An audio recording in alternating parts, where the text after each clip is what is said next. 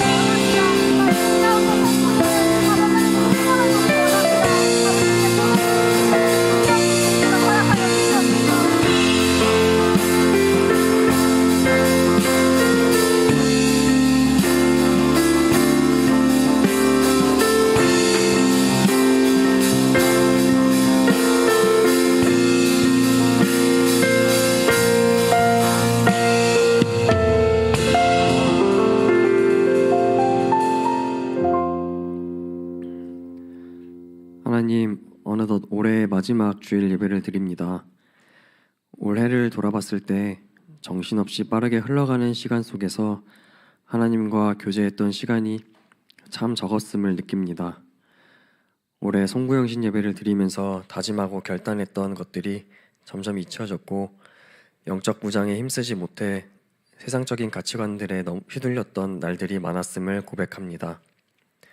주님 사랑과 긍휼을 베푸시어 연약한 저희들을 용서해 주세요. 그리고 우리가 반복되는 무너짐으로 인해서 역시 난 안 된다며 자책하고 낙심하지 않게 하시고 사랑과 용서의 하나님을 기억하고 다시 일어나 그 좁은 길로 나아갈 수 있도록 붙잡아 주세요. 하나님, 청소년 청년 연합 수련회가 얼마 남지 않았습니다. 많은 청년들이 참여할 수 있도록 상황과 여건을 주관하여 주시고 준비하는 손길들 위해 지치지 않도록 계속해서 새 힘을 허락해 주시며 그들의 귀한 섬김을 기억하시어 복의 복을 더하여 주세요. 또한 주님, 2월에는 필리핀 선교를 가는데 이번에 청소년 청년들도 많이 동참합니다. 하나님께서 그 땅의 영혼들을 사랑하고 귀하게 여기시는 그 마음을 우리에게 허락해 주시고 하나님의 은혜로 준비하는 모든 것들이 순탄하게 인도해 주세요. 그리고 개인적인 사정으로 인해 가지 못하는 청년들도 같이 한 마음으로 기도로 준비할 수 있게 도와주세요. 하나님, 이제 주님의 귀한 말씀을 듣고자 합니다. 전하는 이에게는 성령 충만함을, 듣는 이들에게는 집중해서 듣고자 하는 마음을 허락해 주셔서 하나님의 말씀으로 승리하며 올해를 마무리할 수 있게 해주세요. 하나님, 이 시간 우리의 예배를 기쁘게 받아주시길 원하며 은혜 충만한 시간 되길 소망합니다. 감사드리며 예수 그리스도 이름으로 기도드립니다. 아멘. 나는 전능하신 아버지 하나님, 천지의 창조주를 믿습니다. 나는 그의 유일하신 아들 우리 주 예수 그리스도를 믿습니다. 그는 성령으로 잉태되어 동정녀 마리아에게서 나시고 본디오 빌라도에게 고난을 받아 십자가에 못 박혀 죽으시고 장사된 지 사흘 만에 죽은 자 가운데서 다시 살아나셨으며 하늘에 오르시어 전능하신 아버지 하나님 우편에 앉아 계시다가 거기로부터 살아있는 자와 죽은 자를 심판하러 오십니다. 나는 성령을 믿으며 거룩한 공교회와 성도의 교제와 죄를 용서받는 것과 몸의 부활과 영생을 믿습니다. 아멘. 함께 보실 하나님의 말씀, 요나서 1장 8절에서 17절까지 말씀입니다. 구약 1287페이지 요나서 1장 8절에서 17절까지 말씀입니다. 함께 봉독하도록 하겠습니다. 우리가 그에게 이르되 청하건대 이 재앙이 누구 때문에 우리에게 임하였는가 말하라. 내 생업이 무엇이며 내가 어디서 왔으며 내 나라가 어디며 어느 민족에 속하였느냐 하니 그가 대답하되 나는 히브리 사람이요 바다와 육지를 지으신 하늘의 하나님 여호와를 경외하는 자로라 하고 자기가 여호와의 얼굴을 피함인 줄을 그들에게 말하였으므로 무리가 알고 심히 두려워하여 이르되 내가 어찌하여 그렇게 행하였느냐 하니라. 바다가 점점 흉용한지라. 무리가 그에게 이르되 우리가 너를 어떻게 하여야 바다가 우리를 위하여 잔잔하겠느냐 하니 그가 대답하되 나를 들어 바다에 던지라. 그리하면 바다가 너희를 위하여 잔잔하리라. 너희가 이 큰 폭풍을 만난 것이 나 때문인 줄을 내가 아노라 하니라. 그러나 그 사람들이 힘써 노를 저 배를 육지로 돌리고자 하다가 바다가 그들을 향하여 점점 더 흉용함으로 능히 못한지라. 무리가 여호와께 부르짖어 이르되 여호와여 구하고 구하오니 이 사람의 생명 때문에 우리를 멸망시키지 마옵소서. 무죄한 피를 우리에게 돌리지 마옵소서.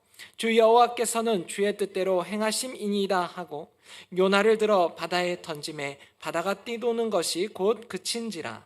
그 사람들이 여호와를 크게 두려워하여 여호와께 제물을 드리고 서원을 하였더라. 여호와께서 이미 큰 물고기를 예비하사 요나를 삼키게 하셨으므로 요나가 밤낮 3일을 물고기 뱃속에 있으니라. 아멘. 안데르센의 이 빨간 구두는 춤을 멈추지 못하는 소녀의 이야기를 그린 동화입니다. 빨간 구두를 신으면 춤을 춰야 한다는 이 마법 같은 이야기는 고아 소녀 카렌이 부유한 집에 양녀로 들어가 빨간 구두를 선물 받는 것으로 시작됩니다. 이 작품은 주인공의 욕망과 허영심이 만들어낸 죄로 춤추는 벌을 받았지만 뒤늦게 죄를 뉘우치고 구원을 받는 한 소녀의 이야기를 다루고 있습니다. 이 안데르센의 작품에는 유난히 그 발, 이런 신발에 대한 이야기가 많죠. 안데르센의 아버지가 가난한 신발 수송공이었기 때문이라는 이야기가 있습니다. 유럽에서는 3세기부터 간간히 댄싱 플라크라고 불리는 전염병이 돌기 시작했다고 합니다. 13세기 독일의 한 마을에서 춤추는 전염병이 나돌면서 수백 명이 다리 위에서 춤을 추다가 다리가 무너져 버렸습니다. 이 다친 사람들은 치료를 위해서 성 비투스 성당으로 옮겨졌는데 이 성당에서 치료를 받으면서도 계속 춤을 추었다고 합니다.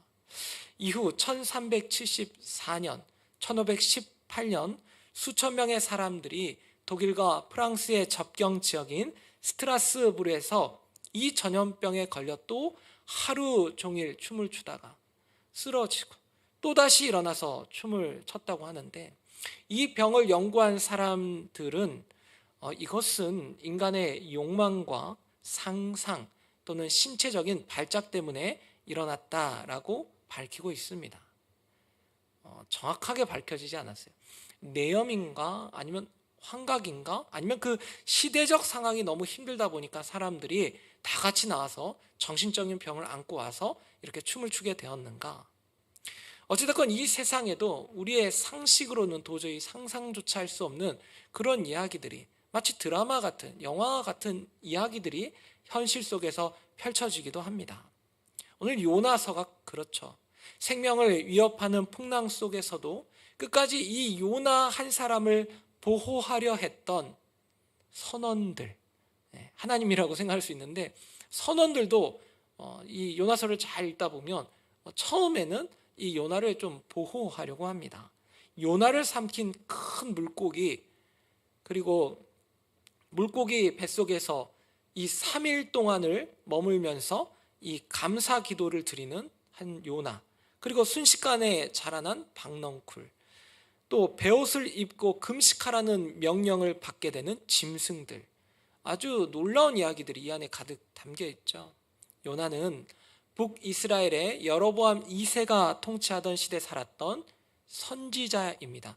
이 시대의 북이스라엘은 제2의 전성기를 누리고 있었으며 아수르의 수도 니느웨 성은 이스라엘을 위협할 정도로 강했지만 잠시 북방의 위협으로부터 이제 약해진 그런 순간이 왔습니다. 이 아수르가요 굉장히 잔인합니다. 그래서 이 전쟁을 하고 나면 그 뒤에 이야기가 끔찍해서 좀 그 남겨진 이야기들을 읽다 보면 야, 어떻게 사람이 이런 일들을 할 수 있는가. 어찌됐건 이 아수르는 잠시 약해지지만 40년 뒤인 이 BC 722년에 북이스라엘을 멸망시켜 버립니다. 요나는 선지자였죠. 그런데 1장에 보니까 오늘 읽진 않았지만 아미떼의 아들 요나 이렇게 소개가 됩니다.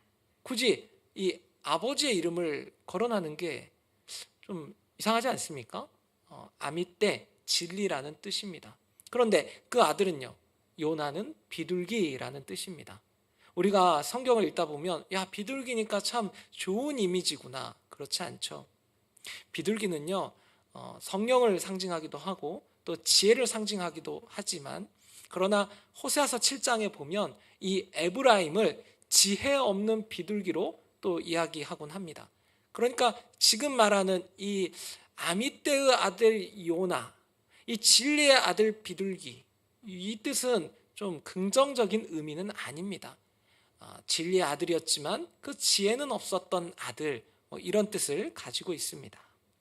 자, 이 요나가 이 하나님의 명령을 받게 되는데, 그 하나님의 명령을 받고 니느웨까지 가면 그 살았던 곳에서 대략 뭐 한 900km.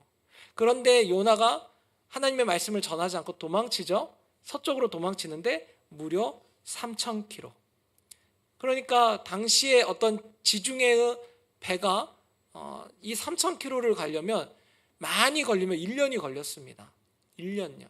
그러면 상식적으로 그냥 900km 되는 그 니느웨 성에 가서 하나님의 말씀을 전하는 것이 더 쉬운 일일 수 있어요. 그런데 이 요나는 하나님의 말씀을 전하라고 이렇게 명령을 받자마자 어려운 길을 선택하기 시작합니다. 땅의 백성이 바다로 뛰어들었다고 해서 누군가 요나의 질주를 미친 질주라고 부르기도 합니다. 4절에 보니까 하나님이 일으키시는 큰 바람이 폭풍이 되어서 배를 딱 쳐버립니다. 그 어린 시절에 술래잡기를 한 적이 있습니다. 그 술래잡기를 하다가 이 이불장 안에 들어가서 막 숨어요. 그러면 막 가슴이 콩닥콩닥 뛰거든요. 아, 여기는 못 찾겠지. 그 이불장 위에서 이제 그 2층짜리였는데 그 이불을 딱 둘러쓰고 있으면 어디서 발자국 소리가 들립니다. 이렇게 쿵쿵. 그러다가 지나갔나? 그러고 있는데 갑자기 문이, 장롱이 끼익 하고 열리는 거야. 그럼 그때부터 막 심내 쿵쿵쿵쿵 뛰기 시작하다가 갑자기 목소리가 들려옵니다. 여기 있네. 그 목소리를 듣는 순간 걸렸구나. 지금 이 상황이 그렇습니다. 요나는 막 도망을 쳤는데 하나님은 다 알고 계시죠. 요나가 아무리 어디로 도망을 쳐도 하나님은 다 알고 계십니다. 마치 술래가 되신 하나님을 피해 요나가 다시스로 가는 배를 탔는데 하나님이 요나를 추격하셔서 배를 막 흔들기 시작하십니다. 그런데 요나는 뭐하고 있습니까? 잡니다. 쿨쿨 자고 있어요. 배의 맨 아래층에 들어 누워서 깊은 잠에 듭니다. 이렇게 강 큰 선지자가 어디 있습니까? 보통 선지자들은 하나님의 말씀을 들으면 순종하죠. 그리고 그 뜻을 무조건 자기의 삶 속에서 행합니다. 그러니까 말씀을 들으면 바로 순종하고 행하는 것이 이 선지자인데, 그런데 이 요나는 하나님의 말씀을 듣지 않습니다. 그런데 요나가 등장하는 건 요나서가 아니죠. 맨 처음 요나가 등장하는 곳은 열왕기 하 14장 25절입니다. 거기에서는요, 하나님이 말씀하신 것을 들었어요. 그리고 그 이스라엘 백성들을 향해서 하나님의 말씀을 증거합니다. 그런데 자기 백성들을 향해서는 하나님의 말씀을 잘 전했던 이 선지자가 이제는 이방인, 그 흉포한 아수르, 그 니느웨 성에 가서 말씀을 증거하라는 하나님의 말씀이 떨어졌을 때는 그 말씀은 순종하지 않죠. 당시 이스라엘 백성들은 하나님의 언약 백성인 자신들이 절대로 하나님의 심판을 받을 일이 없다라고 라고 생각했죠. 그리고 하나님께서 또 이제 요나에게 가라고 명령하신 그 니느웨 자체는 아수르지 않습니까? 아수르가 얼마나 흉포한지는 이미 요나가 다 알고 있었던 것이죠. 수많은 약소국들을 정복하고 잔인한 일을 서슴지 않았던 그런 나라였기 때문에 요나는 하나님의 명령이 떨어졌지만 니느웨에 가는 것을 거부했습니다. 하나님은 이러한 요나를 깨우기 위해서 배를 막 흔들기 시작하셨죠. 자, 6절에 보시면 선장이 요나에게 가서 뭐라고 하냐면 내 하나님께 구하라. 자신들의 하나님이 아니라 내 하나님께 구하라. 혹시 하나님이 우리를 생각해서 망하지 아니하게 하시리라. 이런 이야기를 합니다. 그러니까 선장은 잠자고 있는 요나를 꾸짖었다라기보다는 이제 우리 신들은 다 끝났고 너가 믿는 하나님한테 한번 좀 구해보면 어떻겠느냐. 그런데 기도를 요나가 하지 않죠. 하나님의 사람, 하나님의 선지자, 그런데 주변에서 말을 해도 정작 기도를 하지 않습니다. 선원들은 이 상황을 해결하기 위해서 막 자신들의 신에게 부르짖고 제비뽑기를 하게 되는데 그동안에도 요나는 아무런 반응을 보이지 않습니다. 요나는 다 알고 있었죠. 자기 때문에 이 일이 일어나는 것을 요나는 너무나도 잘 알고 있었습니다. 자, 선원들이 계속해서 이제 추궁을 하지 않습니까? 요나에게 8절인데요. 무리가 그에게 이르되 청하건대 이 재앙이 누구 때문에 우리에게 임하였는가 말하라. 내 생업이 무엇이며 내가 어디서 왔으며 내 나라가 어디며 어느 민족에 속하였느냐. 다급한 겁니다. 지금 이 사람이 뭔가 느낌적으로 이 사람에게 뭔가 이 상황을 해결할 키가 있는 것 같은데 전혀 움직이지 않고 있는 이 사람을 향해서 막 물어보는 겁니다. 내 생업이 무엇이고 어디서 왔고 내 나라가 어디고. 그 배 안에 다양한 그 사람들, 다양한 이 이방 사람들이 다 타고 있었던 거죠. 그러니까 아는 겁니다. 우리끼리는 알겠는데 요나는 잘 모르겠는 거예요. 요나의 언어와 용모, 이것이 우리랑은 다른데 요나의 출신지를 알면 우리에게 온 이 재앙이 어떻게 왔는지 알겠구나. 당시 배에 타고 있던 사람들은 페니키아, 즉 베니게 사람들이죠. 자, 선원들은 자신들과 다르게 생긴 요나가 이제 제비에 뽑히게 되거든요. 그러니까 질문 공세를 펼친 거고. 9절에 보니까요, 요나가 나는 히브리 사람이요. 이 단어 주목해서 보십시오. 히브리, 이브리라는 단어에서 온 건데 한 지역에서 다른 지역으로 건너가는 행위인 아바르에서 유래한 단어입니다. 아바르는 건너온 족속이라는 뜻이고요. 이러한 칭호는 원래 아브라함에게 붙여진 칭호였습니다. 아브라함은 메소포타미아에 있는 갈대아 우르 지역에서 비옥한 초승달 지역을 지나 유프라테스 강을 건너 가나안 땅에 들어간 이방인이었습니다. 따라서 가나안에 살고 있던 이방 사람들에게는 오히려 아브라함이 건너온 자라는 의미로 히브리 사람, 이브리로 불렸던 것입니다. 또한 이 칭호는 이스라엘 민족과 이방 민족들 사이를 확연하게 구별시키는 명칭이기도 했습니다. 요나는 자신의 정체성을 아주 확실하게 또 보여주죠. 히브리 사람이요 다음에 바다와 육지를 지으신 하늘의 하나님 여호와를 경외하는 자로라. 요나가 하나님을 믿지 않았던 사람이 아닙니다. 요나는 비록 하나님의 명령을 어기고 도망친 사람이었지만 그곳에서 자신의 정체성을 묻는 이방 사람들 앞에서 나는 하나님을 경외하는 자라는 것을 밝혀줍니다. 그러니까 요나가 자신의 신분을 밝히니까 선원들은 요나가 하나님을 피해 도망쳤다는 것을 알고 더 두려워합니다. 10절에 보면 내가 어찌하여 그렇게 행하였느냐. 아니 선지자가 막 하나님을 도망쳐서 왔는데 사람들이 알아보고 내가 어찌하여 그렇게 행하였느냐 이렇게 말을 하죠.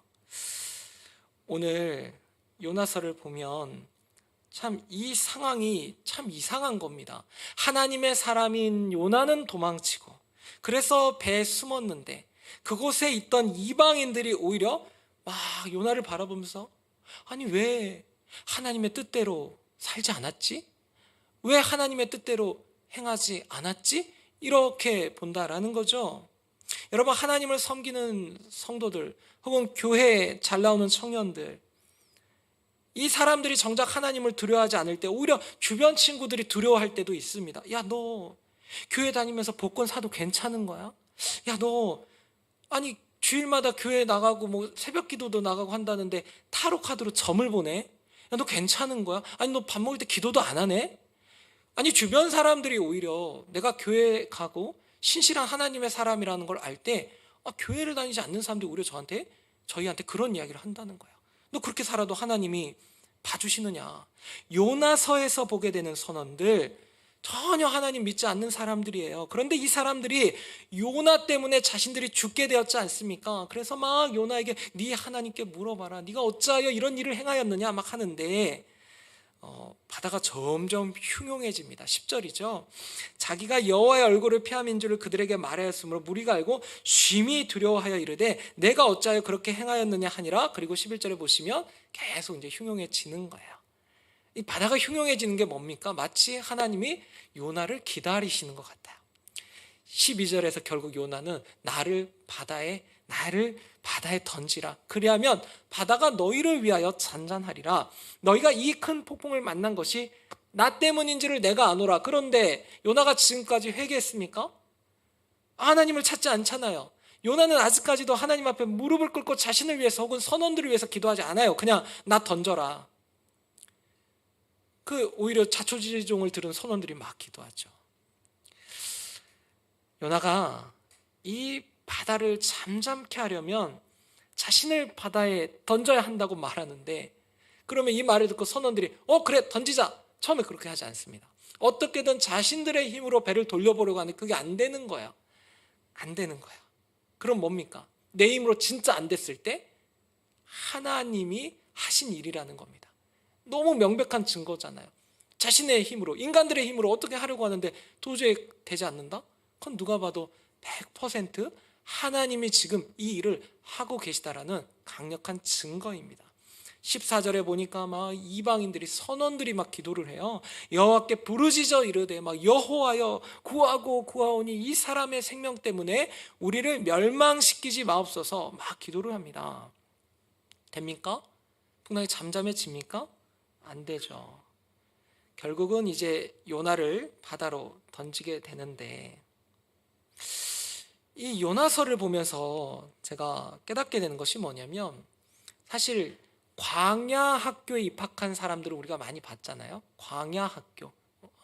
이 모세도 가게 되고, 그리고 수많은 이스라엘 백성들도 광야 학교에 입학을 하게 되는데, 이 요나는 바다 학교에 입학하게 됩니다.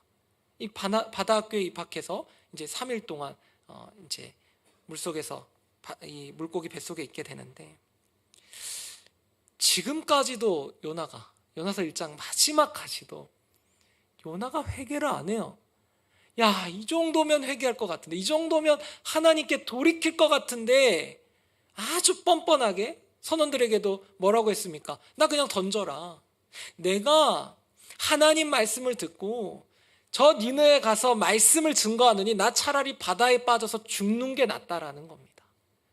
여러분, 어떻게 선지자라는 사람이 이런 말을 할 수 있습니까?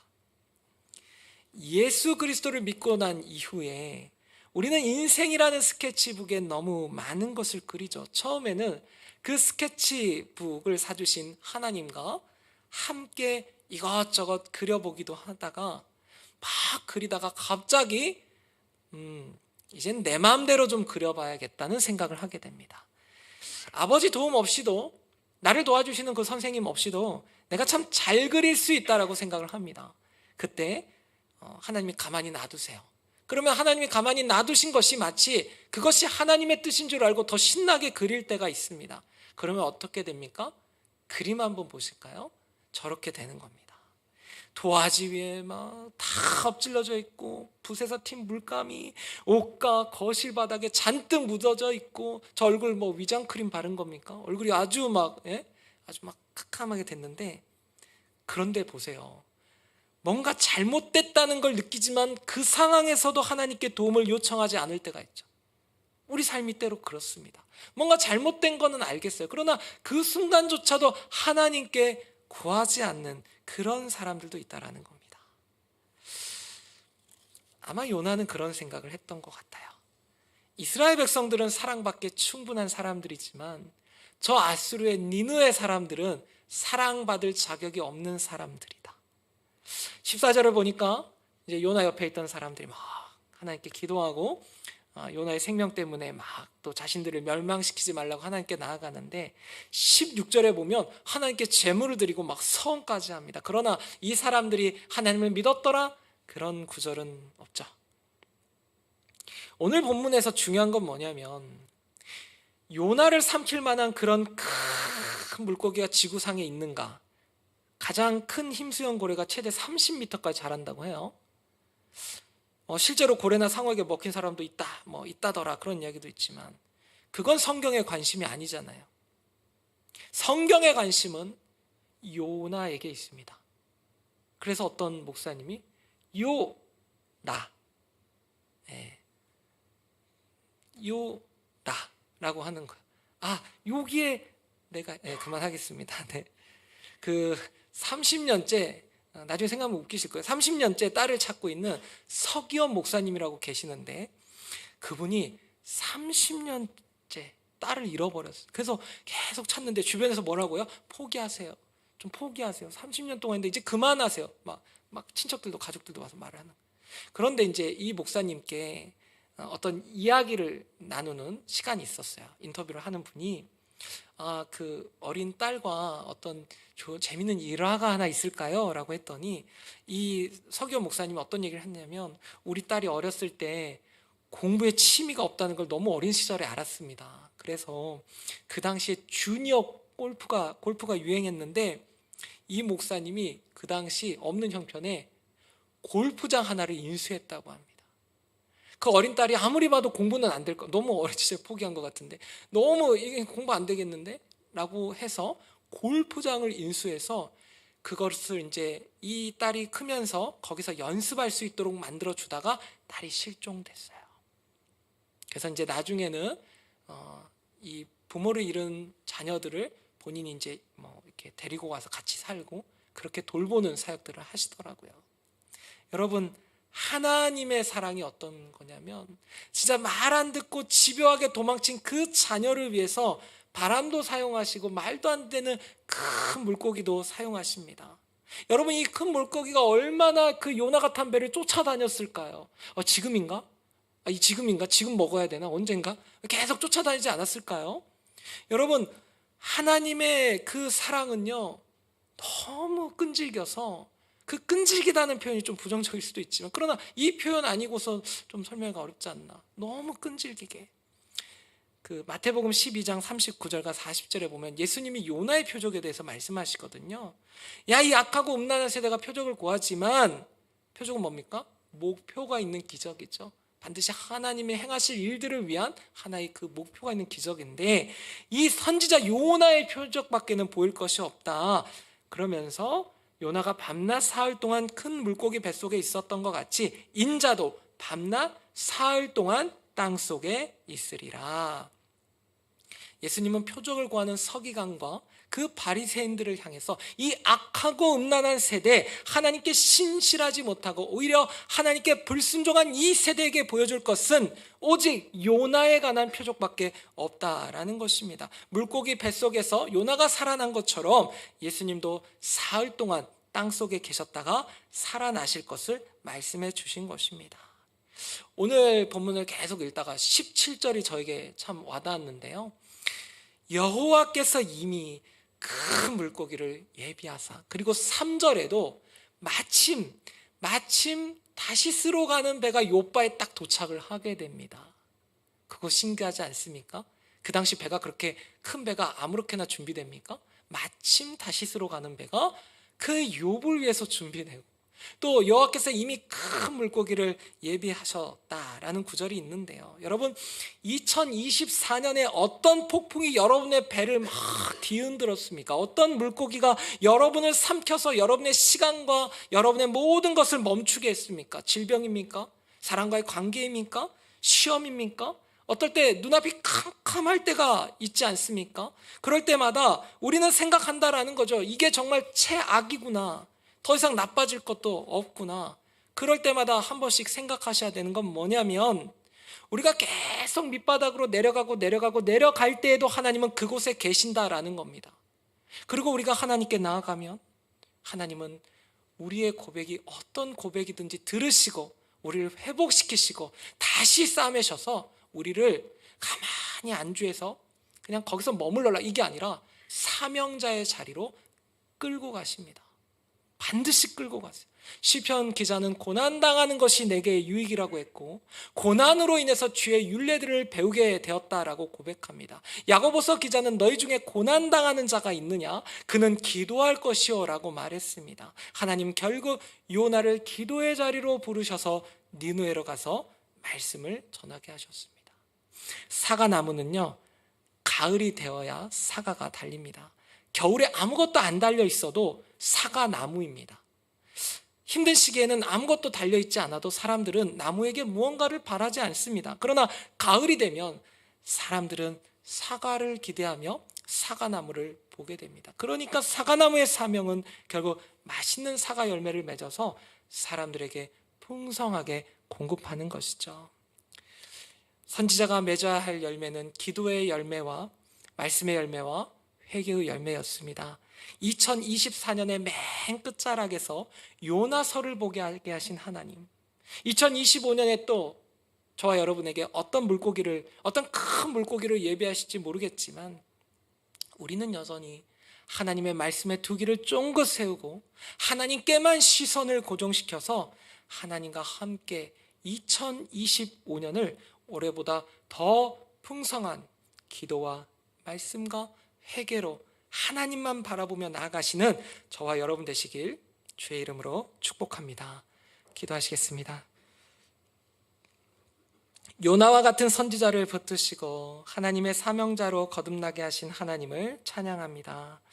때로 우리도 하나님의 뜻과 다른 길을 걷다가 고난의 시간을 맞이합니다. 아니면 의인의 길을 사모하며 걷다가도 고난당하기도 합니다. 혹시라도 우리가 회개할 게 있다면 즉시 회개하게 하시고, 의의 길을 걷는 가운데 받는 고난이라면 다시 한번 주님의 말씀을 붙잡고 사명자의 십자가를 넉넉히 지게 하여 주시옵소서.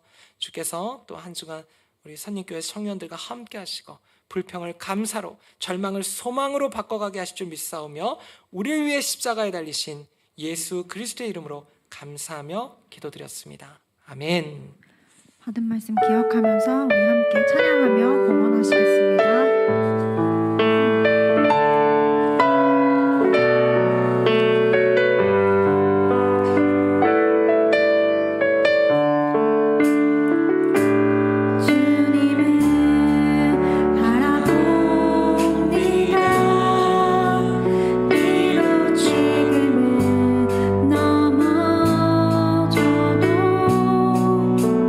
주가 이곳에 여전히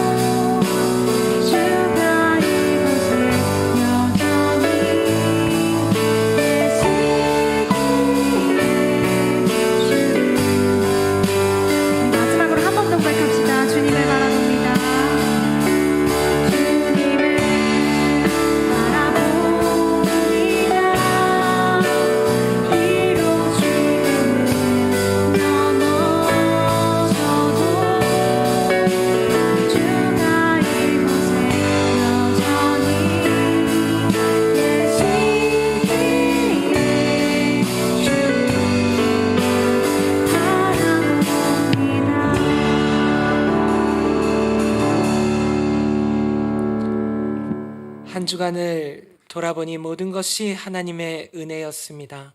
하나님 베풀어 주신 은혜에 감사하며 10의 1조와 추정 헌금 등 각종 예물을 드리오니 기쁘게 흠양하여 주시옵소서. 어렵고 힘든 중에 눈물로 예물을 올린 손길들을 기억하시고 하나님 나라와 의를 위하여 마음껏 사용하여 주시옵소서. 우리의 삶을 주님께 드릴 때 하나님 기꺼이 일하시고 가장 좁은 길, 낮아지고 섬기는 길로 인도하실 줄 믿사오며 존귀하신 예수 그리스도의 이름으로 감사하며 기도드렸습니다. 아멘. 지금은 우리 주 예수 그리스도의 은혜와 하나님 아버지의 극진하신 사랑하심과 성령님의 교통, 감화, 내주 충만하심이 하나님이 예비하신 고난을 기도와 말씀과 믿음으로 이겨낼 선림교회 청년들 위해 이제로부터 영원토록 함께 있기를 간절히 축원하옵나이다. 아멘.